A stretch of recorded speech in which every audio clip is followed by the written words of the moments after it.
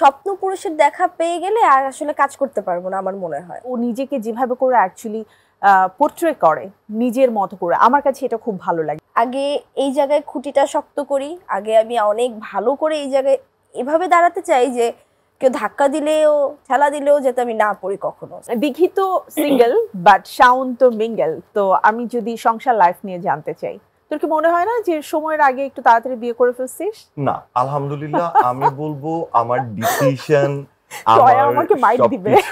না না না, টয়ার সাথে বেস্ট পার্ট হচ্ছে ও যেহেতু ও একজন নায়িকা, ও আসলে একজন আর্টিস্ট, ও আমার প্রেশারটা ভীষণ ভাবে বুঝে।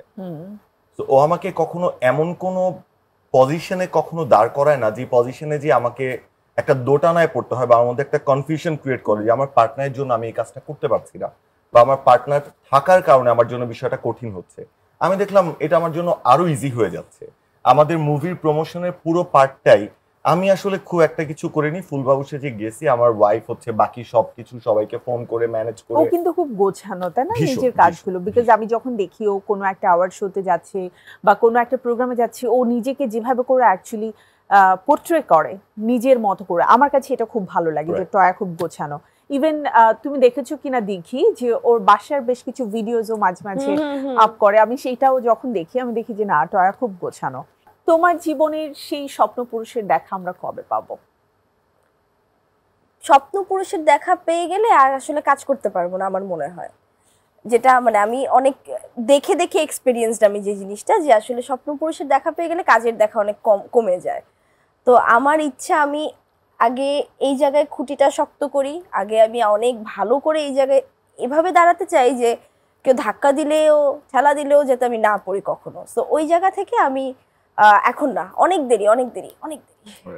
আচ্ছা, জীবনের কিছু কিছু ডিসিশন মানে নেয়ার একটা নির্দিষ্ট সময় না, আমি বলবো একটা টাইম থাকে, ওই সময়টা পার হয়ে গেলে ওই ডিসিশনটা হয়তো তুমি নিতে চাচ্ছ কিন্তু তোমার মতো করে পাওয়া যাবে না বা আসবে না ওই মানুষটা। মেয়েদের ক্ষেত্রে কিন্তু এটা হয় বিশেষ করে। তো যদি অনেক পরে হয় তাহলে কি, যদি লেট হয়ে যায় বা তুমি যেমনটা চাও সেই মানুষটা হয়তো আর তখনকার দিঘিকে চায় না, তখন কেমন হবে? এটা নিয়ে কখনো ভেবেছো? তাহলে আমি বলবো ওই মানুষটা দিঘির জন্য পারফেক্ট কিনা, ওই মানুষটা আসলে আমি বোধহয় একটু গুলিয়ে ফেলেছি। আমি আরো ক্লিয়ার করে বলি, সেটা হচ্ছে আমরা সবসময় বলি না যে অনেক ব্যস্ততা, ঠিক আছে, এটাকে আমাকে মেনটেন করতে চেয়ে বা নিজের ক্যারিয়ারটাকে খুব সুন্দরভাবে পাকাপোক্ত করতে চেয়ে আমরা মানে জীবনের অনেক মূল্যবান সময়টা তো ক্যারিয়ারের পেছনে দিয়ে দিচ্ছি। সো একটা সময় থাকে যখন প্রেম দরকার, যখন ভালোবাসা দরকার, যখন একজন পাশে থাকার মানুষ দরকার। তার পরবর্তীতে যে তুমি হয়তো ওই পাশে থাকার মানুষটাকেও পাচ্ছ, কিন্তু যে সময়টা তুমি পার করে দিলে সেই সময়টা তো তুমি আসলে আর কখনো ফিরে পাবে না।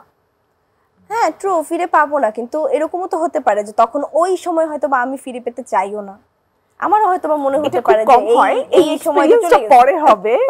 আমি দিঘির কথা শুনে যেটা বুঝতে পারছি, ওর লাইফে একদম প্রায়োরিটি সেট করে নিয়েছে, প্রথমে ফ্যামিলি, এরপর ক্যারিয়ার, এরপর যদি বিয়ে শাদী প্রেম ভালোবাসা কিছু আসে আর কি। না, ওর আরেকটা রিজন আছে, আর কেউ বিয়েই করবে না এটা শুনে। হ্যাঁ, আমি সেটাই বলছিলাম। এন্ড ওর আরো বেশ কিছু রিজন আছে, মানে এত বেশি ভাঙনের সুর চারপাশে এবং ওইটা এত বেশি আসলে প্রচার এন্ড প্রসার হয়, সো আলটিমেটলি যে কোনো মেয়ে বিয়ের ডিসিশন স্বাভাবিক, রাইট?